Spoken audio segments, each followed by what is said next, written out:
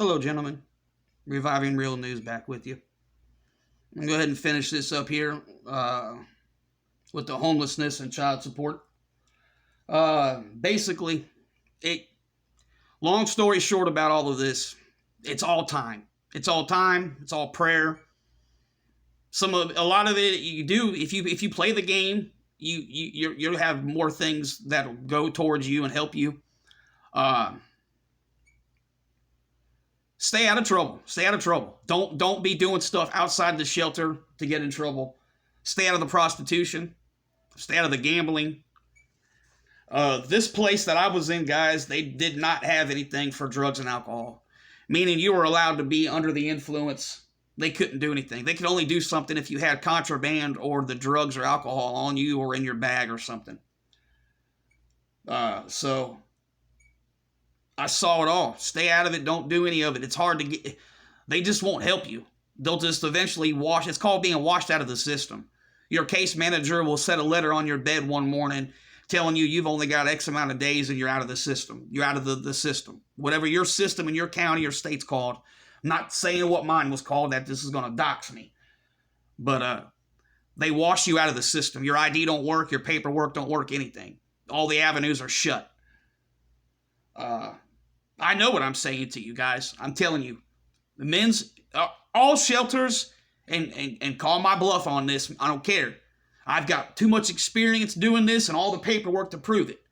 Shelters are geared for drugs and alcohol people to go into stupid fake rehab programs, and then a year to 8 months later, they're right back in it to go right back through the same things. That's why a lot of the staff and a lot of homeless people are on first name basis, because a lot of the men and women are just repeat offenders because of alcohol and drugs and sex.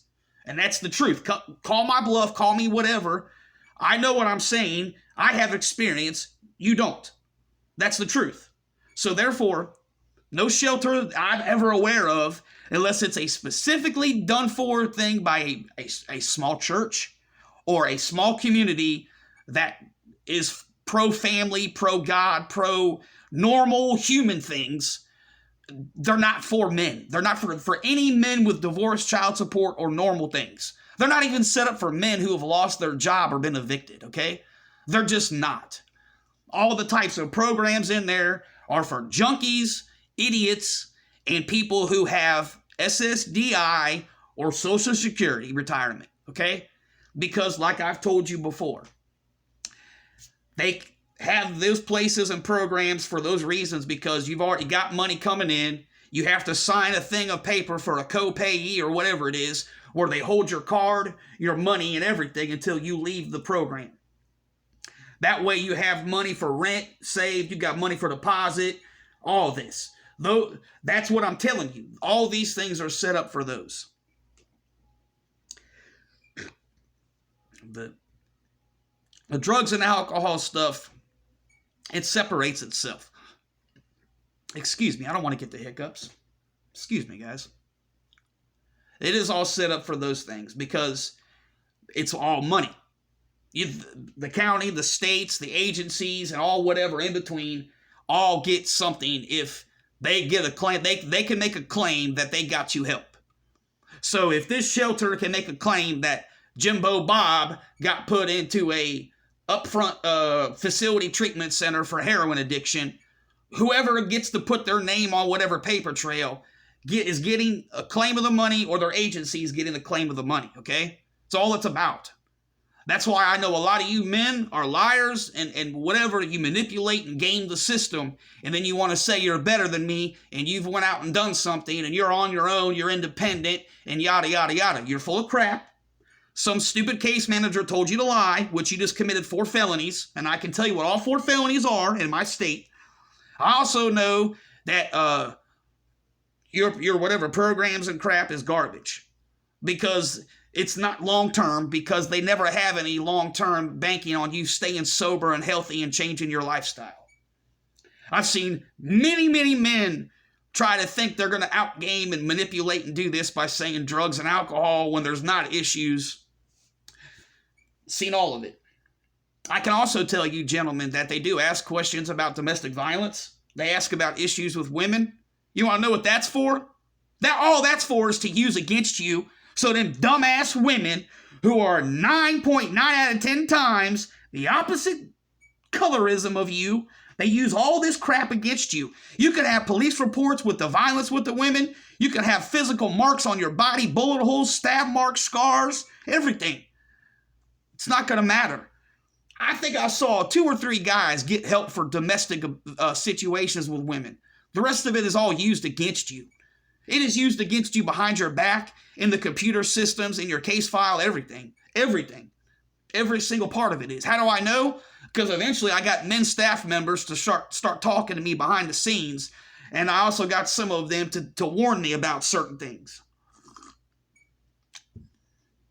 All that stuff is used against you, men. All of it is used against you. It's not made for you. It's not. It's not.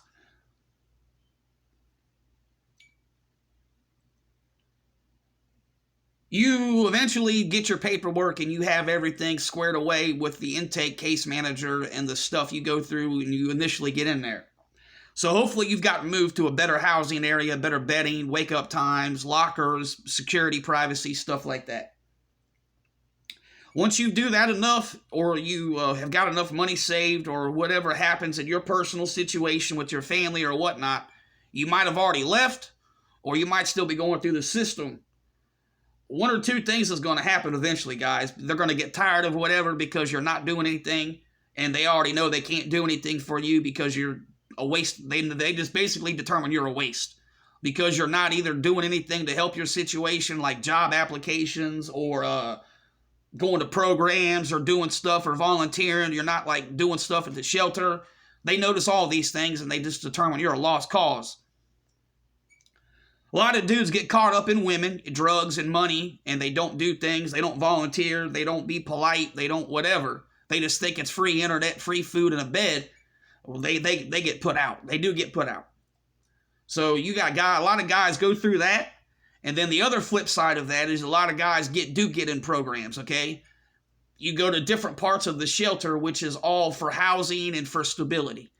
You get different security badges, different IDs. And then you go to a different case manager. Now, guys, this is where the stuff gets real.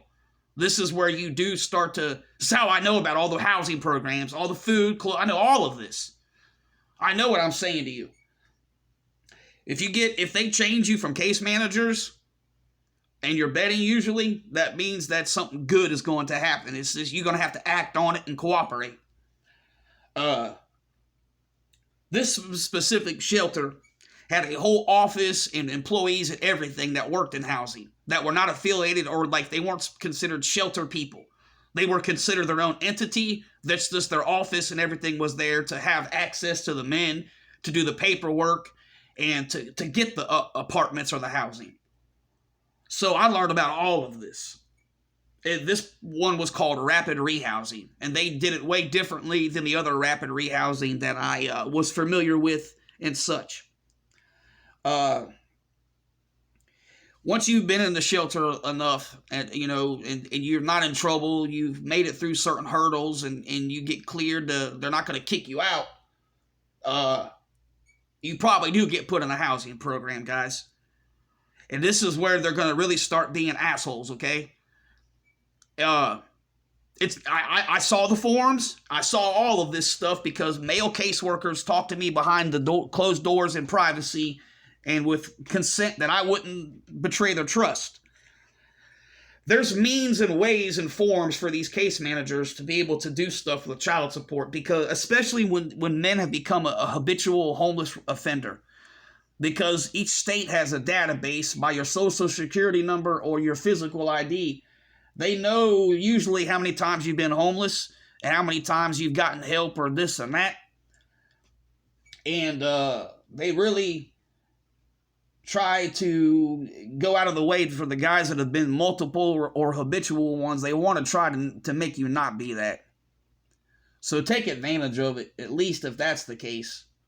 But they're supposed to be able to get things, I guess, with your support order or your arrearages or whatnot, to where to the housing program, the shelter program, and all the people with the money can help you not be homeless again, to where you can, I suppose it'd have a job and still be able to have shelter and food. But like I said, guys, it doesn't work like this, okay? Here's the bitter, harsh reality. I'm going to revive some real news here. They don't care. Let's get to the nitty-gritty, real human stuff here, okay? Let's stop with the pleasantries and all this equality and get along and these rainbows and sunshines and all this smoke up your ass. Okay, here's the cold, harsh reality, some real news. They don't care about you or the child support because they're mostly all women who hate men who are beneficiaries of this disgusting, degenerate welfare system, okay? This free lifestyle. I saw these women stick these forms and these court papers in shredders. I've seen them stick them in water bottles. I've seen them stick them in flower pots. Okay? These things are real, guys. I know what I'm saying to you. I know what I'm saying. The color thing is a very serious and real issue. And it's not the Caucasians who are the ones doing this. So miss me with the Mahu White Supreme Pizza and a Homu White blah, blah, blah, blah, blah. Okay? I live in a whatever situation.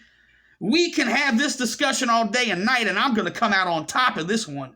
I know where the stuff comes from. I know who's doing it. I know it's both sexes on that demographic side. And I know all of the brainwashing of the females on my end of it and all the worshipping of the people on that side. I know of this. Nothing is, gentlemen, these are experiences that are going to be with you the rest of your life. If you have to deal with a Caucasian woman, and that Caucasian woman is racist towards her own kind, has no whatever for the color of her skin, you think that case manager or housing whatever is going to give a F if you are cool, have shelter, get in the programs and go through these things? No, absolutely not. No, no, no, no, no, no, no, no, no. Stop being delusional. Stop with this positive attitude. The cult of positivity has to go. You have to live in reality and understand the situation and be in the real world in that moment. We all understand of what's going on and who does what. These things are very real and they happen to you and they're going to happen to you. If you get in these kind of situations and you have to go through this system, I'm telling you what to be prepared for and expect. I'm telling you. And God have mercy when you get put with somebody of the opposite, you know what, and they're a woman, it is completely over. Over for you. You better hope and pray that whatever female is getting taken care of every freaking night. You better hope her child support's coming in, and you better hope her car is whatever. You better hope that some simp in that stupid shelter or that office area is catering to her whiny, stupid, sniveling narcissism at all hours of that job time. Because when it comes to dealing with you and the other men in there, I'm telling you right now, you are nothing. You are they're angry that they got to deal with you. They're disgusted they have to talk to you. They don't like the look of you, the smell of you, the sound of your voice. They don't want you using their pens to sign the forms. They don't want you using the electronic signature pad to sign something. They don't want you bringing in paperwork for them. They don't want to touch what you touched. I'm telling you, this is real stuff, fellas.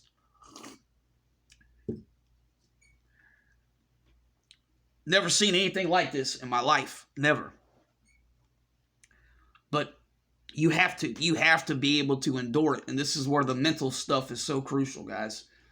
But if you can navigate the game and play it,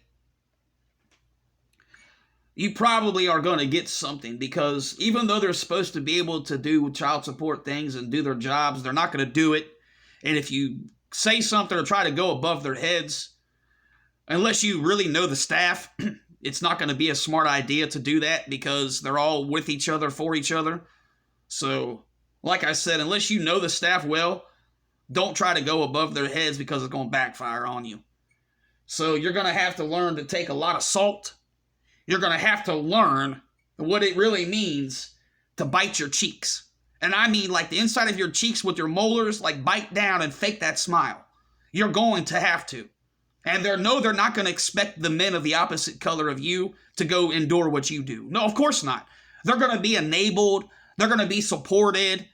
All the crazy behaviors, the degrading of women is all going to be encouraged because they're allowed to. And God forbid they be held to accountability and they have to act to certain standards and rules. Oh, no. Only you have to. But, you're probably, if you can do these things and manage it, you're gonna get some kind of program with the housing guys, okay? And what is weird is the case managers and the specialists are gonna start to yell at you and bombard you and expect you to do all these weird things, but you're in a shelter, okay? You have no transportation, you have a curfew. The internet in shelters, guys. Here's a little pro tip: it's censored, okay? It's censored. You absolutely can't do a lot of stuff. You can't be there. Yeah, you can't. It's censored.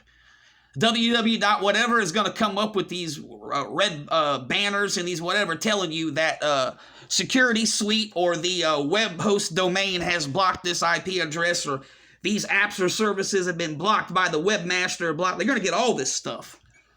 So, like, they're going to expect you to be able to go do these things and all this crap, and then go find apartments or properties that take the housing stuff, that take the money, that you gotta, it's crazy. And the whole time is these specialists and case managers, that's their job. They have the internet, they have the phones, they have the resources and connections to do it, but they're gonna come at you and just start talking to you and treating you like you have to be able to go do all this and blah, blah, blah, blah, blah. If you're in a big city and you don't have whatever resources, some of these expectations are suicidal, because if you find an apartment or an efficiency and it's over here in the town or whatever on the outskirts, but you got a curfew of the shelter and the bus schedule or the whatever schedule is what it is, and you can't control it.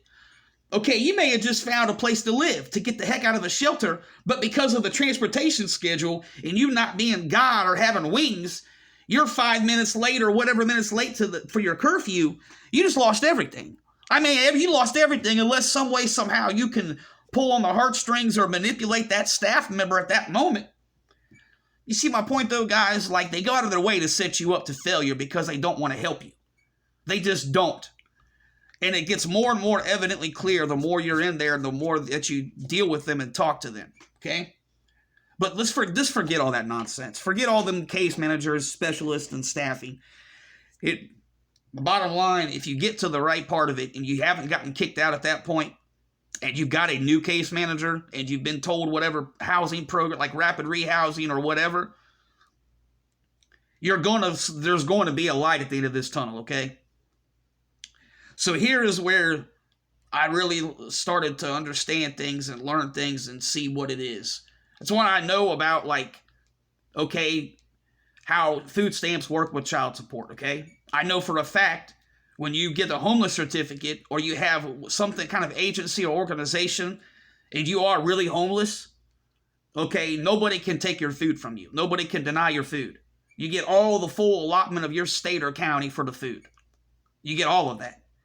That's how I know the second that with your taxable Social Security number, the second you get something legitimate anywhere in America, you are put into what's called a work portal. A work portal is what your Jobs and Family Services once a week or once a month will survey to find fraud or to find manipulators of the welfare system. For example, if you get a job, you're required by law to report the change in your income or whatever within so many days to the JFS of your county. Well, because people weren't doing that several years ago, they'd come up with the work portal. The work portal does all of that for you, so if you think you're going to get away with something, you're not. That work portal is going to find out your taxable ID number, how long you've been doing whatever, and what your take-home is, and whatever. And they're going to do the food stamps, however, behind your back without you knowing, because that's what it's there for.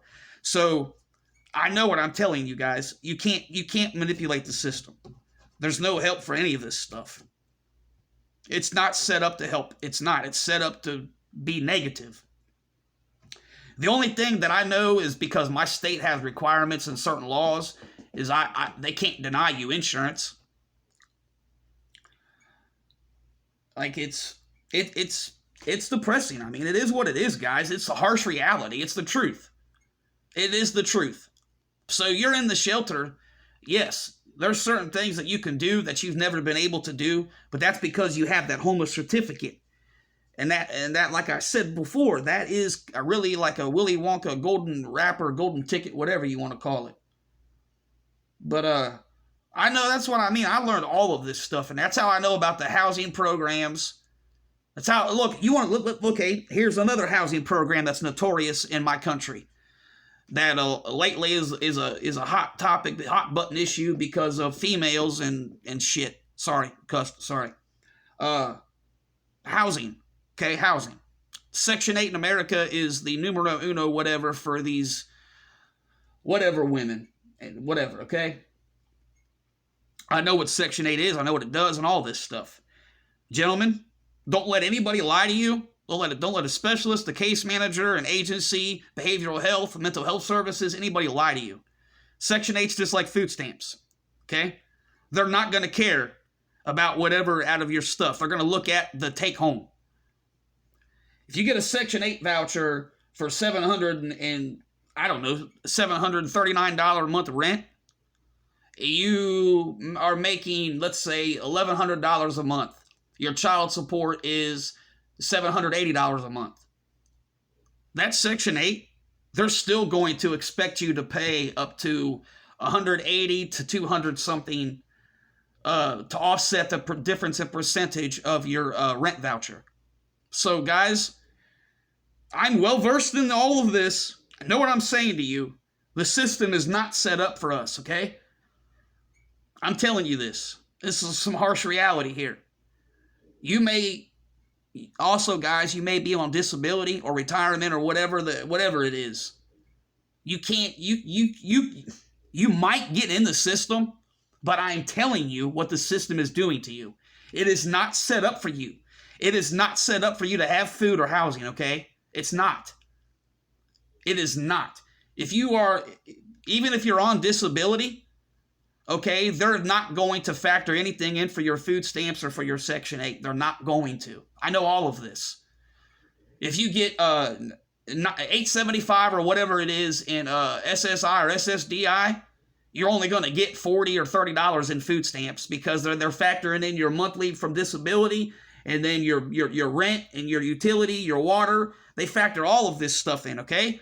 They don't take into consideration that you have child support or alimony. Just like they don't, well, maybe I don't know about student loans. Maybe they do because, of course, it caters to women. So, yeah, God forbid they have to be held accountable. But it's the truth, guys. And I know men are not going to like me saying this. It's going to make a lot of men depressed. A lot of men are going to be like, well, there goes, well, yeah, I'm telling you this for a reason. To prevent the heartache and kind of like, hey, guys, stop listening to these false people, false leaders, false experts. I know what I'm saying is the truth. You may be able to find a way to get on like the Section 8 and stuff, but guys, I'm telling you, they're not going to factor your child support. Food stamps are not going to factor your child support, okay? None of these things will. None of them. They have more geared up to help alcoholics and heroin addicts who have no intention on fixing anything. They have more rights and whatever access to things than you and I do. And therein lies my whole demeanor and attitude and outlook on a lot of things. That's the truth, guys. It's the truth.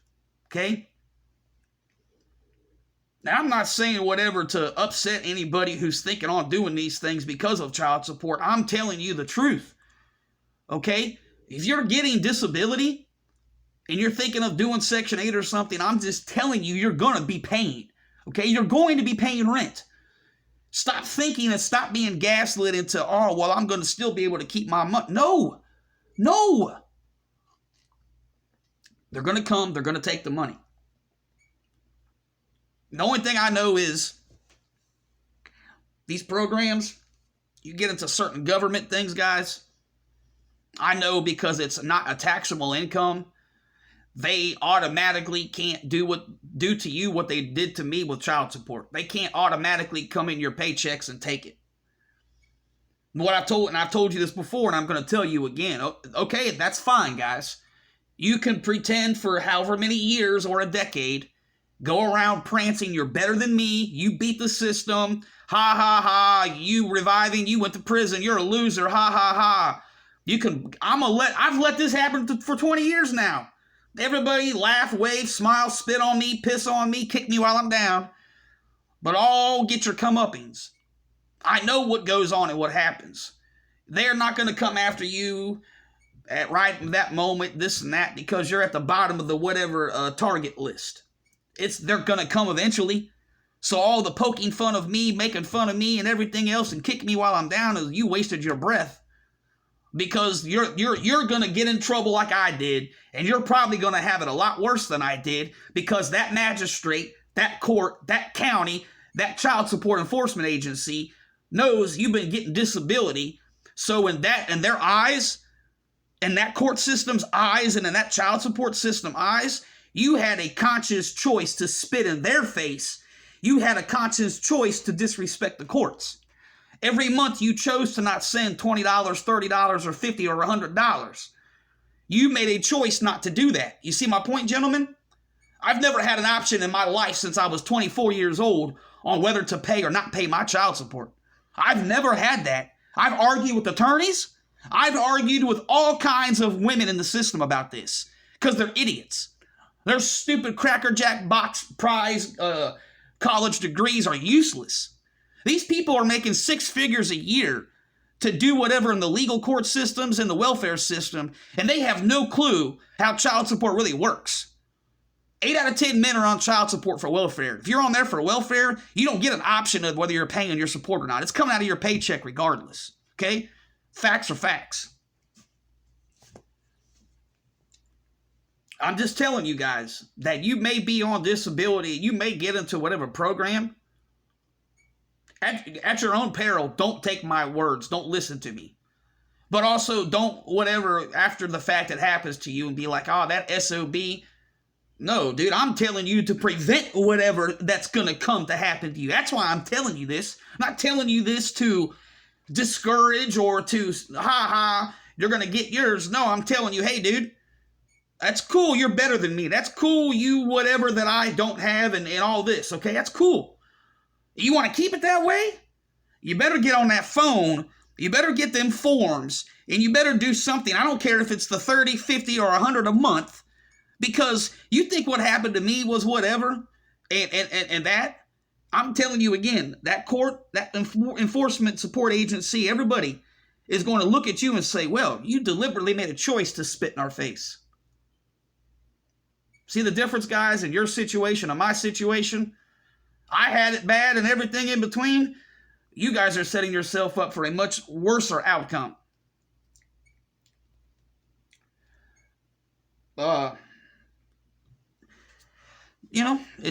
It mentally, guys, it's something I never want to experience again. I really don't want to experience the shelter stuff again. I don't. It's disgusting. There's no help they don't care about men with child support. They don't care. They just don't. I can't emphasize that enough, guys. I can't. And I'm going to tell you, the only reason you're getting the housing or you're getting anything is because of the money that they get for it. Very rarely and far few between is it a good case manager or a person doing it for the right intentions. Okay? Mentally, guys, this is where you have to learn to separate yourself. You have to learn stoicism, growth, everything. I already knew a lot about myself and a lot about the system and things, but what I didn't know were other things I was missing. All was filled in here. Like, once I realized that I was really truly on my own and this was not a good situation, I really started to isolate myself as I made sure I wasn't interacting. I really did. It's the truth. I would hardly conversate when I would eat my meals. I did not go walking with other people. I did not do anything at the library with other people. None of that stuff. It's humbling, but it is also how you separate and succeed and get past it. The other thing, gentlemen, is this too. Mentally, this is where people lose themselves. This is where people go off the deep ends.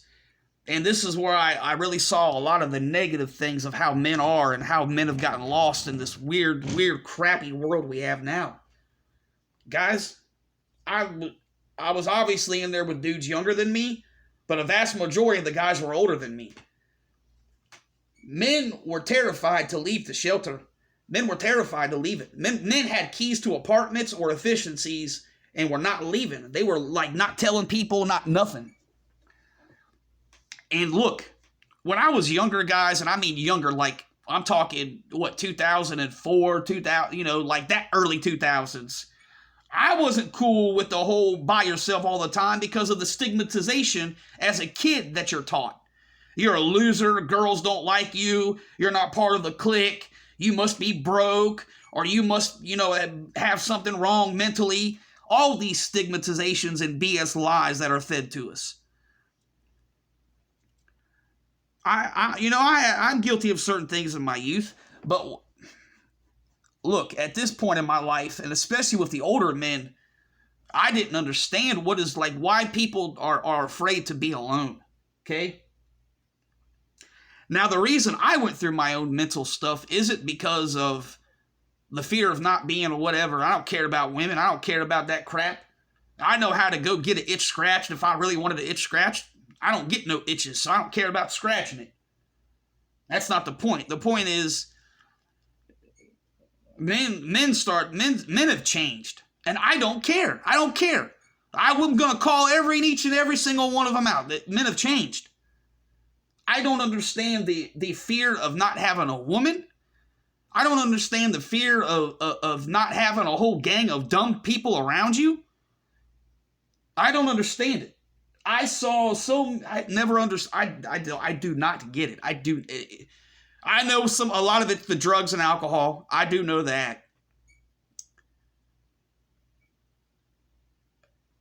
And these guys had support systems, or they at least had money once a month, or they had, things in storages or something.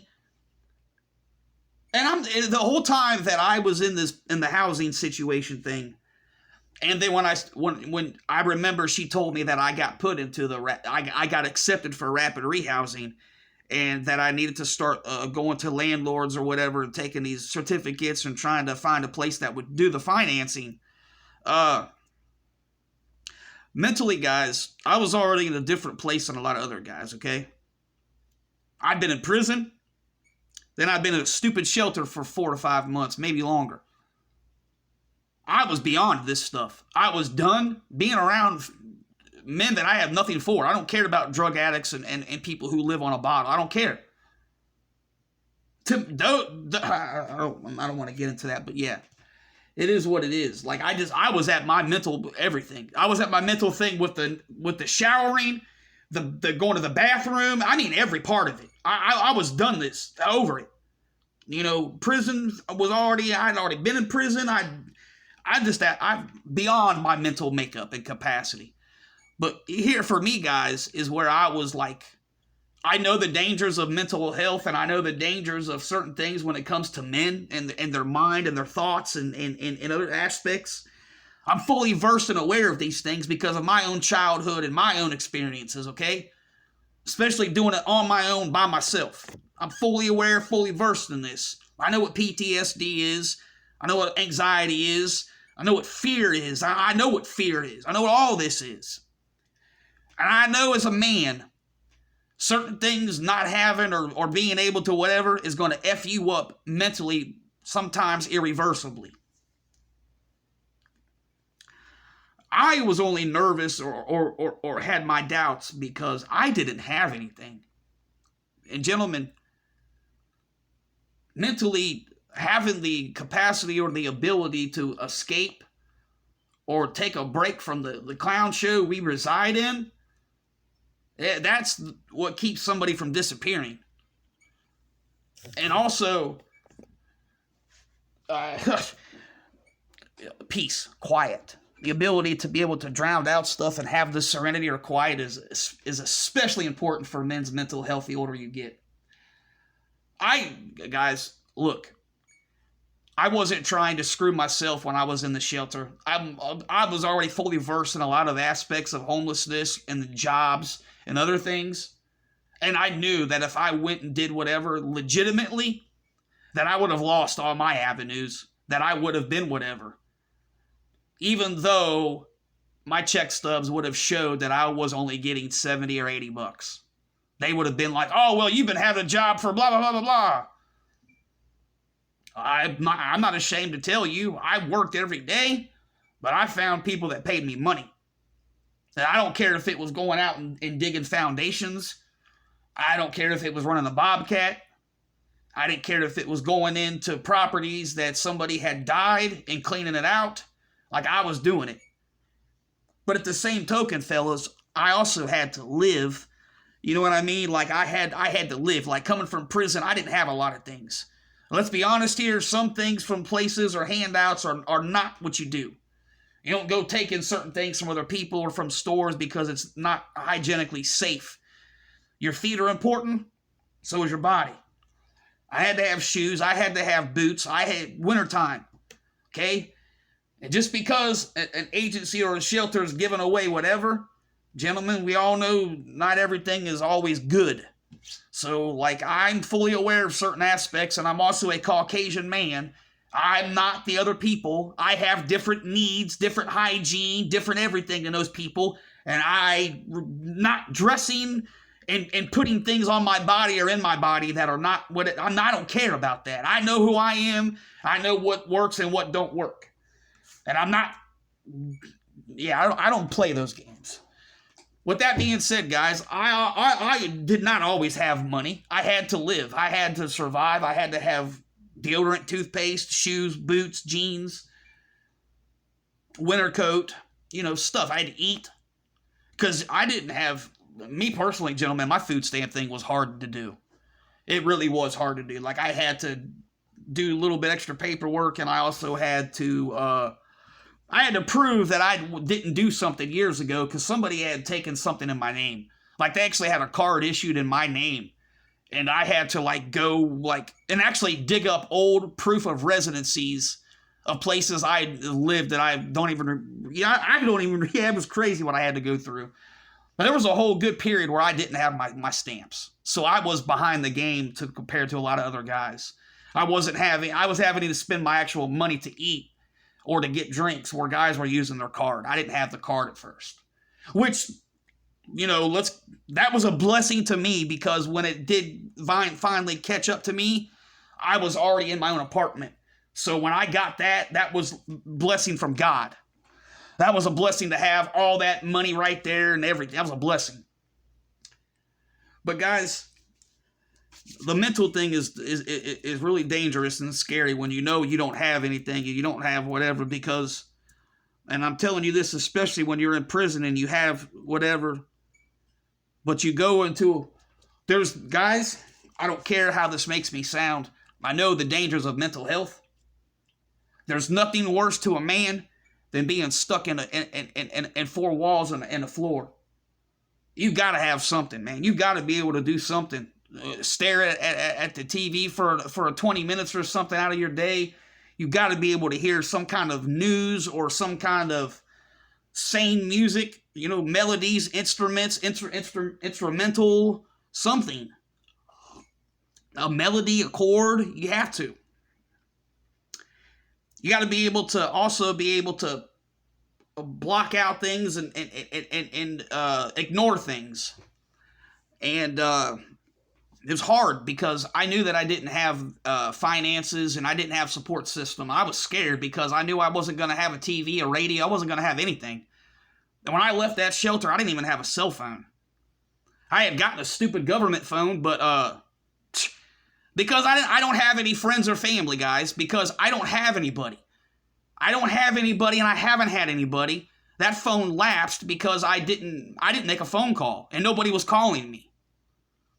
And I remember trying to tell them, like, hey, wait a minute, I didn't know any of this, and why are you doing this to me? How am I supposed to call the doctor or do whatever?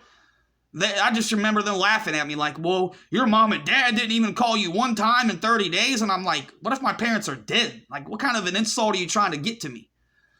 It's just what I mean, guys. Like, I've experienced a lot of this bad, stupid, negative stuff. So I'm just telling you that I know the dangers of the mental health, man. And that's, look, I don't care. I love being alone. But you have to be able to occupy, it's your mind. It's your mind. You have to be able to slow your mind down, stay out of your head, and navigate. That's the hard part, guys. But the mental part of it is tough at first. It really is. But eventually, guys, in the shelter, unless you piss them off or you do whatever, you're going to find something usually, okay? It's just most men only get help for 90 days, 6 months, or up to a year. I did get a rapid rehousing. My case manager was not a good person. She's not a good woman. I found out after I had left that program that a lot of men had been traumatized by her mentally, verbally, you know. I was asked to file something and do something, but I had my own reasons for not wanting to because I am Caucasian, and also the pneumonia. Pneumonia came along this time too. But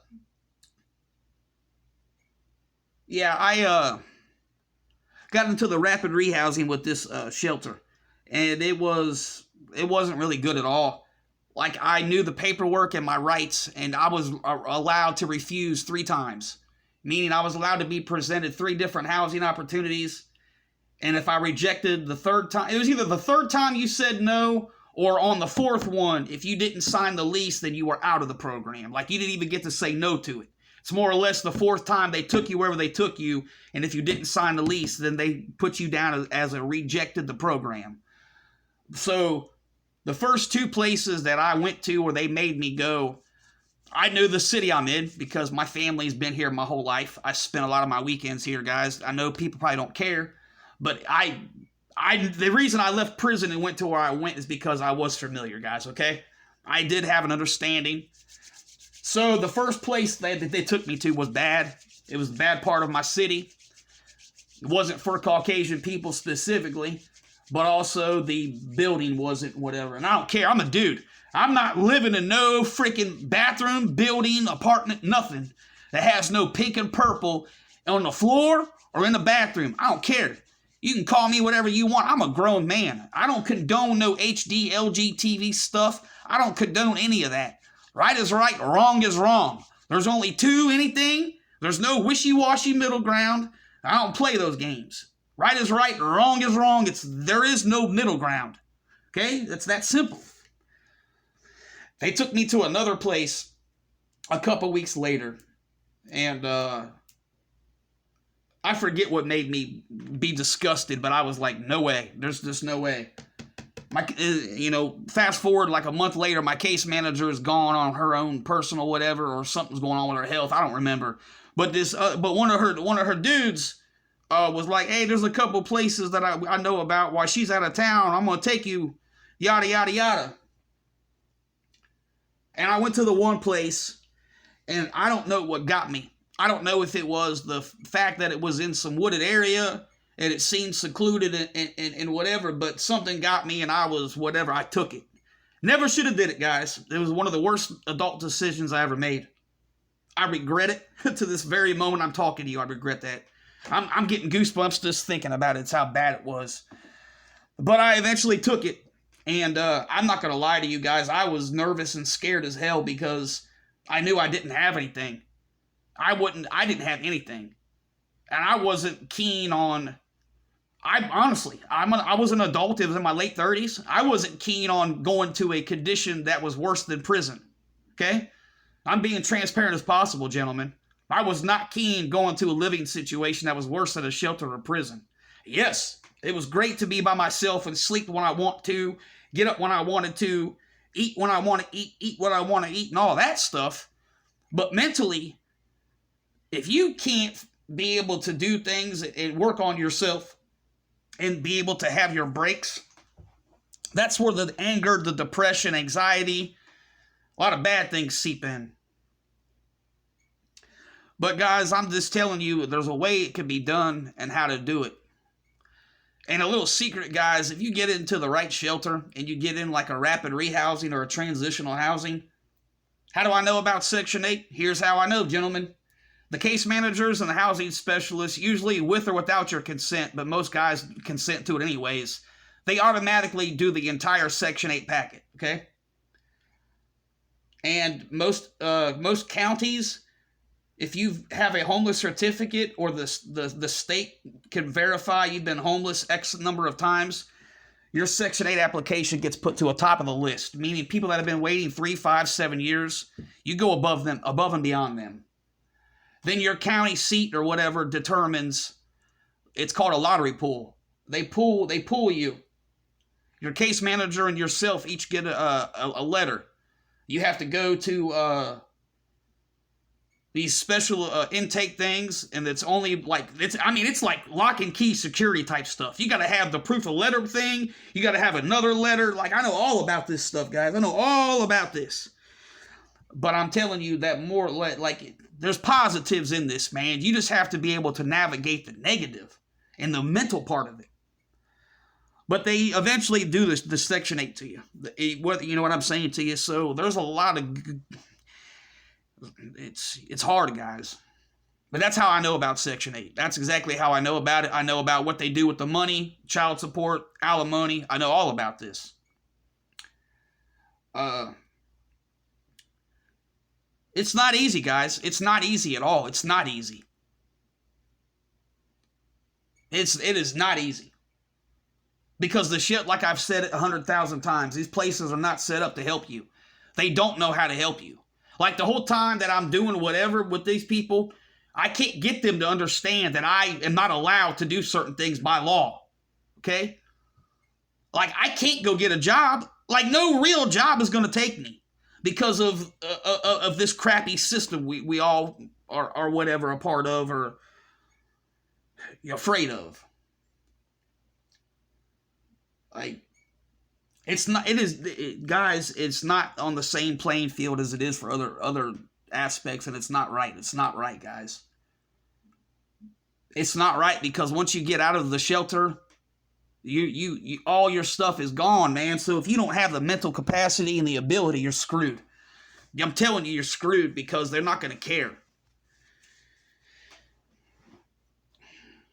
I wish I didn't know any of this stuff, gentlemen. I wish I didn't know any of this. I wish I could tell you that I'm making all of this up. But it can be done. I just haven't said certain things and other stuff because I'm not doxing myself, number one. And number two, somebody really wants to know or really wanted a way to navigate this or help, they would ask me. I know that. So I keep a lot of nitty gritty stuff or whatever out because it is what it is. The mental part of it, guys, is the scariest. It's the hardest part. If I didn't know how to live below my means or within my means and I didn't know certain things mentally, I wouldn't be here making this video because that was hard. That was hard part, man. Like, it's hard. That being said, I'm probably 100 times better off than I was a couple of years or several years ago when this started.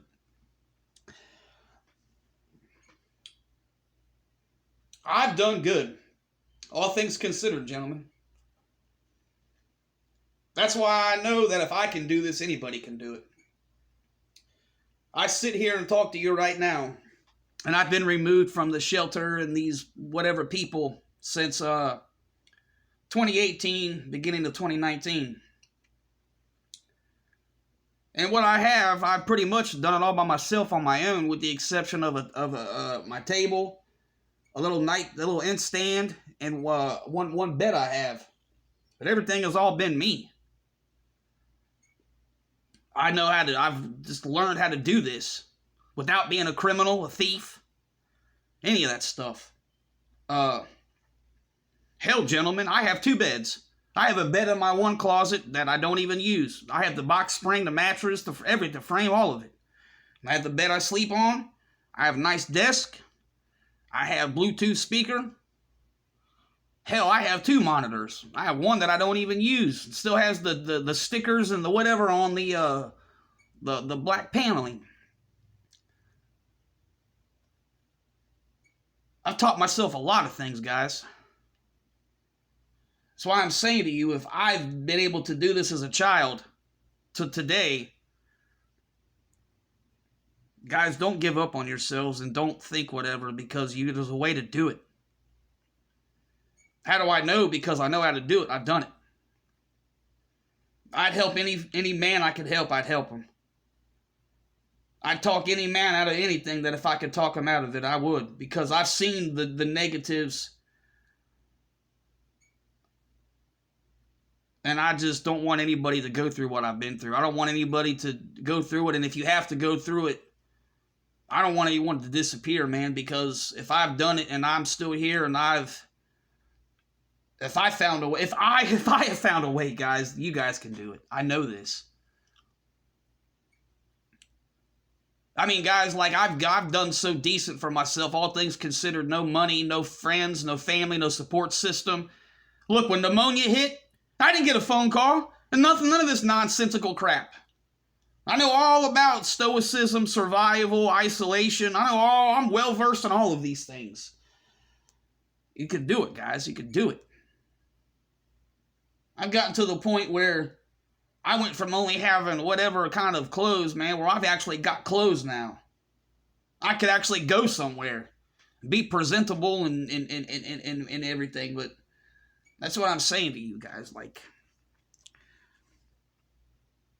I know so much of this, and that's why I can expose so many frauds and liars. But at the same token, I suppose that I also know how to navigate this and survive it. And which is unique to this is because I've never heard anybody speak up, say anything, nobody give advice, or nobody lay a blueprint or any kind of whatever, how to navigate this or do it or what to expect.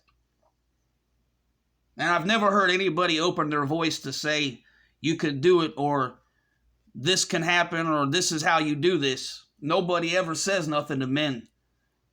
It's like they all want a misery loves company nonsense, and I don't want any of that. I don't want anybody to relate to anything that I'm saying. I don't want that for no man, because no men deserve this.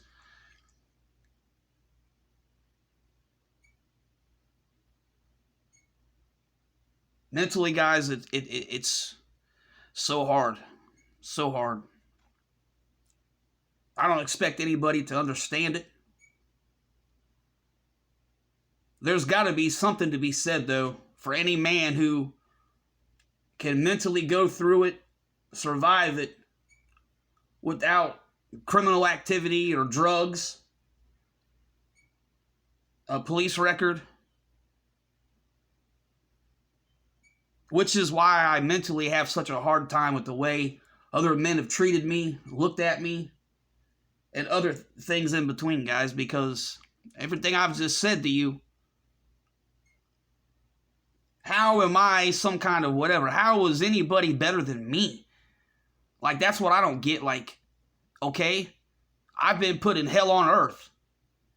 And I went about it the right way. But somehow I'm a nobody and I'm a bad person and I don't deserve to live. I don't want no one to feel this and these things to be said to, guys.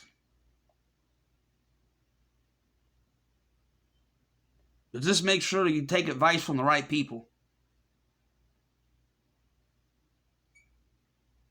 And to any man, I don't care how old you are, if you have to deal with any stuff like this,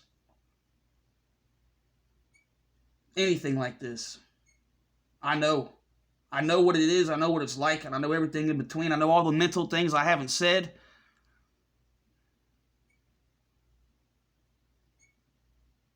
I feel for you guys, I do. I appreciate you listening. And we gotta help each other. We gotta listen to each other, man. If you stand for nothing, you'll fall for anything. This has been Reviving Real News. I'll talk again with you real soon.